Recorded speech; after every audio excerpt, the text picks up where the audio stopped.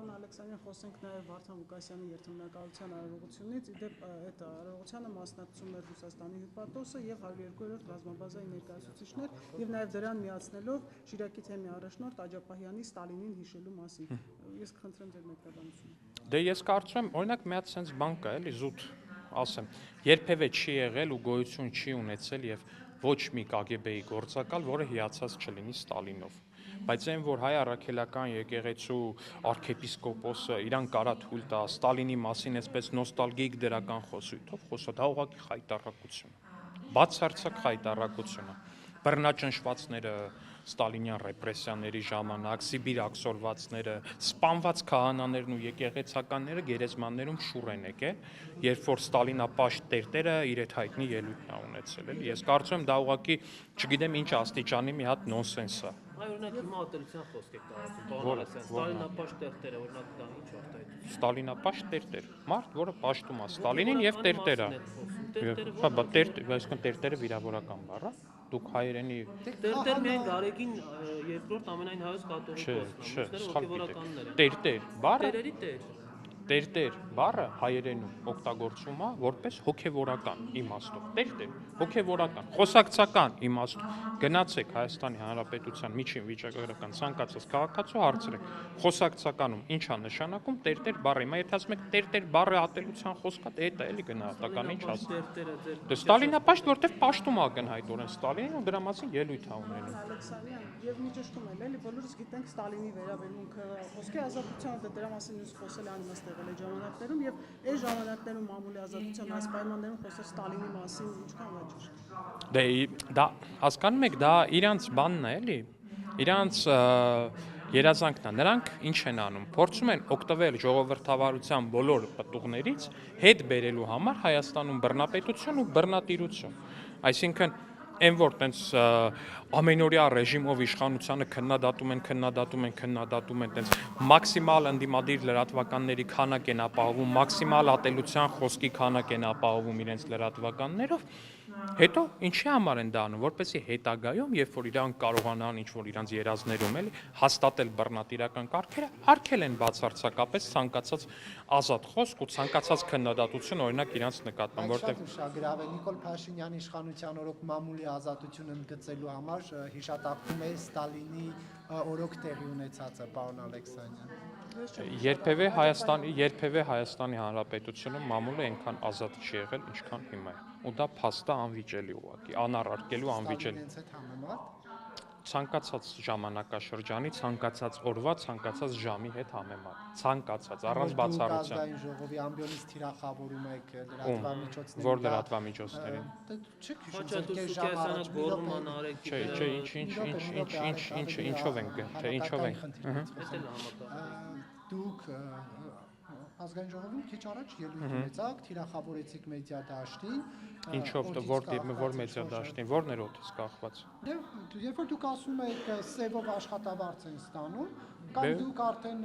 հանցագործության մասին հաղորդում եք ներկայացրել։ Հանցագործության մասին հաղորդում չէ, բայց կոնկրետ տեղեկատվություն փոխանցեցի, նաև կոչ արեցի, որպեսզի ստուգումներ լինի։ Դուք անուղղակի թիրախավորեցիք, հիմա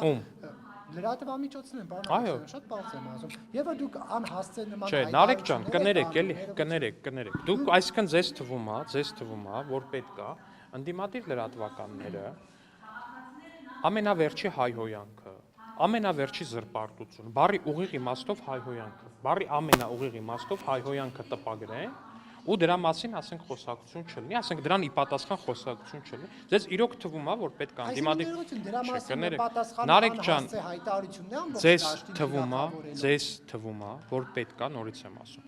ուղիղ, բառի ամենաուղիղ իմաստով հայհոյանք գրեն, տպեն, լուսաբանեն ընդդիմադիր լրատվամիջոցները։ Դուք եք այլ բանի մասին խոսում։ Ես խոսում եմ թիրախավորում եք ամբողջ։ Ես ամբողջին չեմ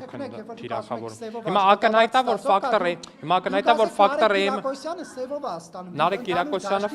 ֆակտոր EM-ը ես վստահ եմ, որ սևով չի ստանում։ Ես որպես օրինակ բերեցի։ Բայց ես վստահ եմ, որ դուք ինձնից լավ գիտեք, թե որ լրատվականներում են սևով ստանում։ Շատ բան գիտեմ, իշխանության մասին էլ շատ։ Դե ասեք, ասում եք ամեն օր, լավ եք անում իդեպ որ ասում եք, ինչ գիտեք, ասեք, ես ձեզ հորդորում եմ, ինչ գիտեք օրենքի հետ ենթադրաբար խնդիր ունեցող, անպայման ասեք ամենօրյա ռեժիմով գալով ասեք, բայց դա չի նշանակում, որ պետք չի ասել բաներ, որոնց մասին բոլորս գիտենք, ու դուք ինձնից լավ գիտեք։ Դուք ինձնից լավ գիտեք, քանի ընդդիմադիր լրատվականը,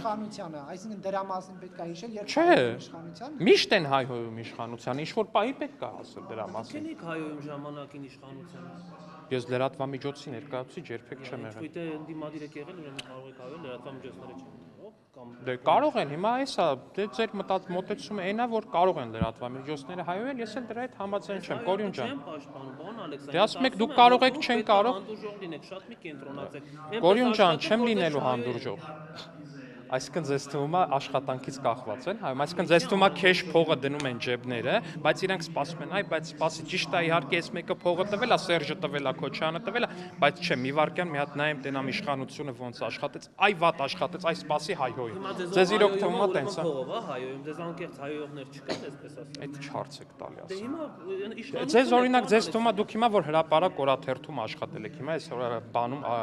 լրատվականում աշխատում եք, ձեզ հեչ հայհոյում են, օրինակ այս հարցը ձեզ դուր գալիս, այս հարցը ձեզ դուր գալիս։ Չի բացառում, որ ինչ-որ մեկը Այս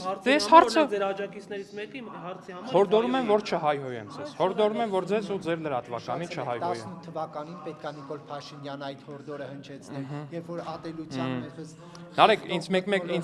ինձ մեկ-մեկ թվում է դու իրոք չես կարդում լրատվական, դա անկեղծ եմ ասում։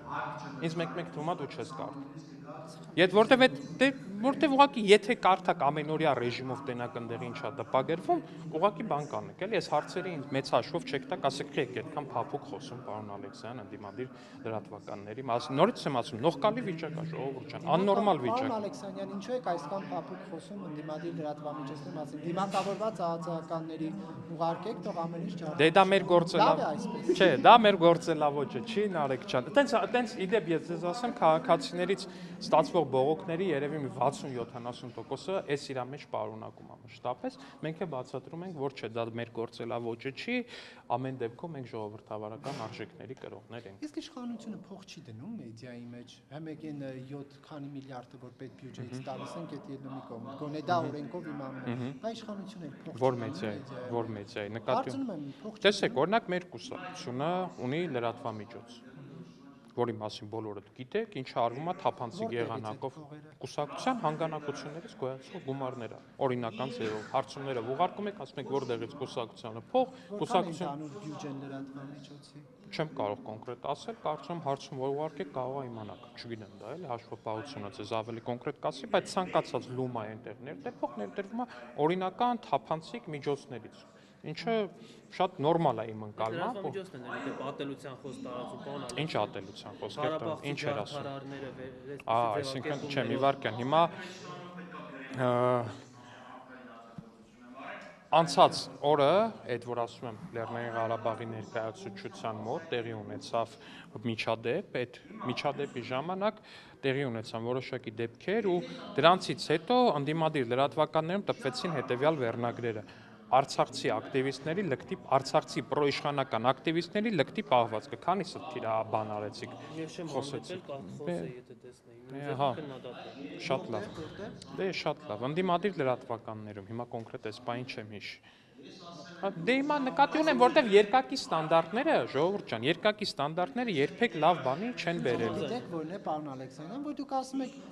կոնկրետ ձեզ ասում է այսպիսի վերնագիր եւ այդ ջարտարար Ղարաբաղցիները ու ես դա հիշում եմ Ուկրաինում ինչ որ մի հատ իրադարձության հետ կապված Դուք դա հիշում եք, Նարեկ ջան, շատ լավ հիշում եք, միանշանակ հիշում եք, հա։ Ինչ եմ սա ասում, որտեղ դուք իշխանության ներկայացուցիչ եք, ձեր մասով պետք է խնդրահարույց արտալ, ընդդիմությանը պետք է իրենց դեր։ Բայց դուք տալիս եք ընդդիմություն։ Ձեր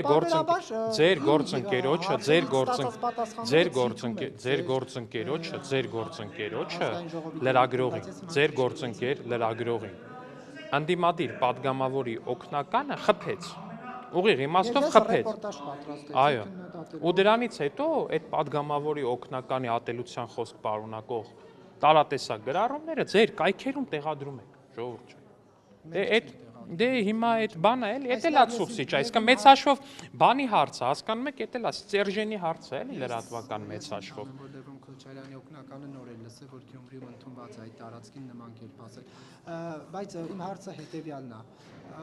Պարոն Ալեքսանյան, երբ որ ցես կոնկրետ խնդիր է ասվում, Ջեմա իշխանությանը անդադ մեղադրում եք մամուլի նկատմամբ։ Երբևէ լսել եք իշխանական падգամավորի օգնականը կամ իշխանական падգամավորը լրագրողի հարվածի ժողովուրդ։ Վիլեն Գաբրիելն է հայոյում էր բացահայտ։ Դե Վիլեն Գաբրիելյանը դրա համար Վիլեն Գաբրիելյանը ի պատիվ իրեն, դրա համար։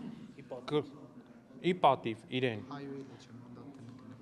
Ստանձնեց իր արածի պատասխանատվությունը, չէ, օրինակ իսկ գնացել եք, օրինակ հարցրել եք ինչ որ ընդդիմադիր падգամավորներին ինչ են պատրաստում անել իրենց այն օգնականի հետ, որը լրագրողի հարվածել չեք հարցրել։ Ինչի չեք հարցրել։ Ինչ արեց։ Հայաստան դատը գնում է կարծեմ, բայց ինչ չեք արել, ժողովուրդ ջան, ինչ չեք արել։ Ինչի չեք արել ու եկել եք ինձ։ Պարոն Ալեքսանյան, Ինչ եք արել, ինչ եք հարցրել։ Հենց այդ Ժորժ չի կարտանում, մենք պետք է իշխանության ներկայացուցիչին տանք իրենց հետ կապված հարցեր եւ թույլ տվեք իմ Դե հա, իշխանության ներկայացուցիչներին տվեք, ես երբեք ձեր հարցերի չեմ խոսում, ես խոսում եմ ձեր միակողմանիությունից, ժողովուրդ ջան։ Հարցը սկսեմ, բայց թույլ չեք տալիս ավարտել։ Պարոն Ալեքսանյան, կոնկրետ դեպք է ասվում, որ նման խնդրարույց վերնագիր եղել, բայց դուք փոխանակ դրան հիմնավորեք կամ ասեք, օքեյ, սխալ եղել, դուք ասում եք, այ տեսեք, տրիբունում, 24 նյուզում, ֆլանում, ֆստանում էլ նման բան կա, Չէ, կներեք, մի վարքյան։ ձեր արձագանքը, այն որ ուրիշ տեղ է։ Կներեք։ Նախ գիտեք ինչ է իմ արձագանքը դրան, որովհետև ձեր նշած օրինակից հետո լրատվականը իր սխալը ընդունել է։ Այն մնացած տեղերը երբեք իրանց սխալը չեն ընդունել, Նարեկ ջան։ Ու ձեր նշած դեպքից հետո միած sense կոնկրետ ատելության արշավը սկսվել այդ լրատվականի նկատմամբ։ Իսկ մնացած լրատվականների նկատմամբ կես ծպտուն անգամ չկա, Նարեկ ջան։ Այ հենց դրա համար է, այ դրա մասին է իմ ասածը, ժողովուրդ ջան։ Շարունակում է Civic-ը։ Ինչ արել օրինակ։ Էլ իր բաներով, հրապարակումներով, հիմա Դավիթ Լևոնյանի օրինակն եք բերում, ասում էր, որ Բագրատ Սրբազանը Ռուսաստանից ռուբլով փող է ստանում։ ԱԱՑ-ն պարզեց, որ նման բան չկա։ ԱԱՑ-ն չի պարզել, որ նման բան չկա։ Այդ հարցում տարածեց, ԱԱՑ-ն չի պարզել, գործակալ չի Ռուսաստանը։ ԱԱՑ-ն տեղեկացրեց, որ ինքը նման տեղեկատվության չի տիրապետում, ինչը եւ նորմալ է, որովհետեւ ԱԱՑ-ն ռուսական KGB-ի բոլոր գործակալների տվյալներին չի տիրապետում։ Դուք համարում եք, որ նա Ես ինչ համարում եմ, ինչ չեմ համարում, դա իմ համարելիքն է, բայց դուք պնդում եք անում նորից խեղաթյուրված։ Դուք հիմա ԱԱՑ-ն չի ասում, ԱԱՑ-ն ասում է ես նման տեղեկություն չունեմ, ինչը եւ տրամաբանական է։ ԱԱՑ-ն չի կարող ունենալ ռուսական ԱԴՑ-ի բոլոր գործակալների տվյալները։ Չի կարող ունենալ Civic-ը կարող է ունենալ այդ տվյալները։ Ես չգիտեմ, դա հարցի երկրորդ կողմն է, բայց դուք նորից իրականության հետ չհամընկնող պնդում արեցիք, ասիք ԱԱՑ-ն ասում է չի եղել տենց բան։ ԱԱՑ-ն որ չունի նման Դե հանրության համար որն ավելի վստահելի նայեք Բագրատ Գալստանյանի միտինգներին քաղաքացիների մասնակցությունը կտենաք հանրության համար որն ավելի